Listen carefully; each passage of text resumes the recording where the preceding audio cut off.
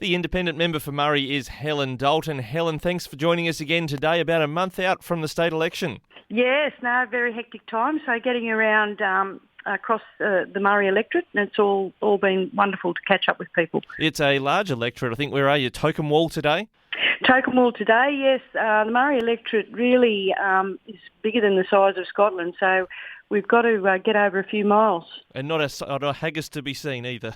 No, probably I could give that one a miss, but any bagpipes, I'd be happy for that.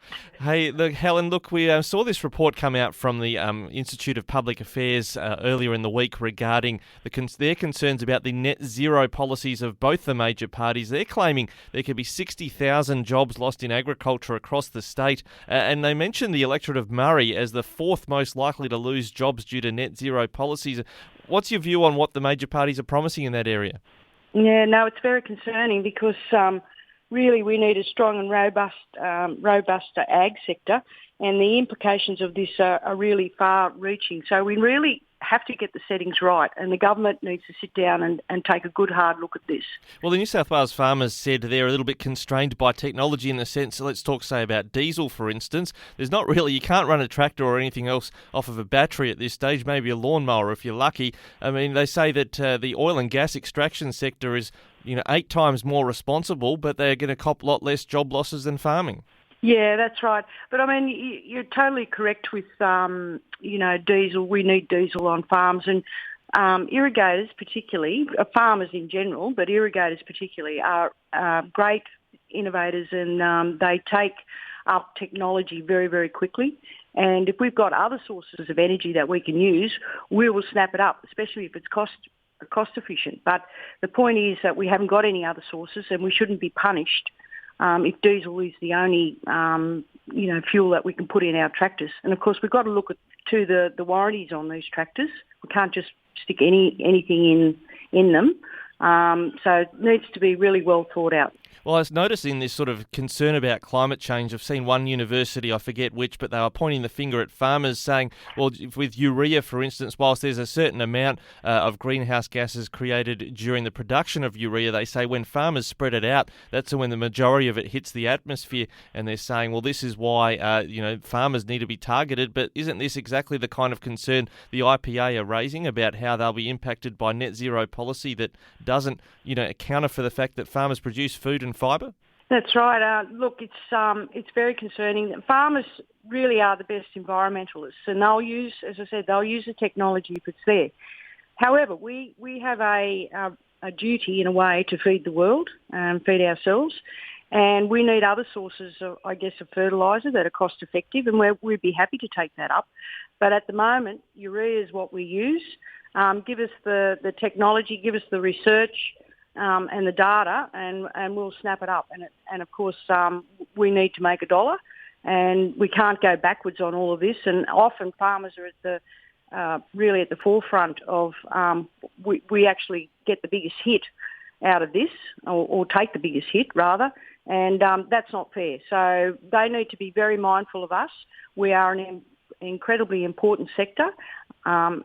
Agriculture and manufacturing kind of go hand in hand in a way, and we don't want to be left out in the cold. Yeah, the energy market operator talked this week about the risk of not being ready when it comes to the energy production we need for the nation by about 2027, and they're saying more infrastructure projects are needed. You've got a big one rolling across the electorate at the moment in the form of the interconnector between New South Wales and South Australia. The New South Wales farmers previously have said, look, we're concerned solar farms and that are covering up farmland. Is there a risk that the renewable energy rush might actually put good farmland at risk?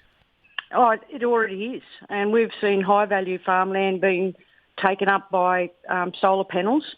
And I've seen and spoken to the planning minister about this, and he seems to have decision paralysis. He can't decide what to do. There needs to be good planning. We really do need a national ag plan, and that would take in also those renewable energy areas, the zones where they're appropriate and where they're not appropriate. And we are really in desperate need of ministers, both federal and state, considering this very, very carefully. Now, on the topic of desperate need, we've talked often before about the need for housing. It's also a problem when it comes to the labour market in the area as well, that you can't get workers if they can't get a house. But what are you proposing in terms of what could be done to address housing shortages in the electorate? Look, we ran a housing forum last year in Griffith, and that sort of flushed out a few of the ideas. But we know that there's probably in excess of 10% homelessness, particularly around Griffith and Leeton. So people are couch surfing and hot bedding, and people sleeping in cars. And we heard even on the news that paramedics who have jobs in regional areas, rural areas as well, they can't find any accommodation, and they're sleeping in cars or in their swag. So this is really impacting on businesses. I've seen businesses that are closing. So what we do need to do is cut red tape and prioritise investment and development for a start in social and affordable housing in towns. We should be looking at farmers being allowed to build additional houses on farms to address the workforce shortage. We need flexibility in zoning, and councils talk about it, but there doesn't seem to be much happening. And we also need to reboot TAFE so that we can get our tradies or potential tradies, those kids, to do the courses so that they can become carpenters and plumbers and electricians and stay in their rural town. So, for instance, in Deniliquin, some of those courses are run in Albury, so they have to move. And when they do move over there, they're very reluctant to come back to Deniliquin to take up their trade. So there's a whole bunch of stuff that needs to be done. And it needs to happen very, very quickly. Yeah, it's interesting you mentioned Albury. We noticed that in that electorate neighbouring yours, held by the Liberal Party, they've found a way to get the council to let go of its council depot to provide housing in the CBD of Albury. I mean, is this sort of the Sydney regional New South Wales problem in a microcosm? Is that all the action is in a major regional centre?